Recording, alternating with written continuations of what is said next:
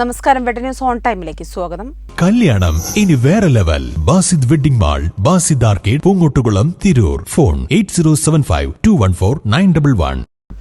തിരൂർ സംസ്ഥാന സ്കൂൾ കായികമേളയിൽ സ്വർണ്ണ മെഡൽ നേടിയ ഐഡിയൽ പബ്ലിക് സ്കൂൾ +2 വിദ്യാർത്ഥി ഹന ഹംസ തനിക്ക് ലഭിച്ച അവാർഡ് തുകയിൽ നിന്നും പൊരൂരിലെ ജീവകാരുണ്യ സംഘടനയായ നന്മ സൗഹൃദ കൂട്ടായ്മയ്ക്ക് എയർബഡ് നൽകി.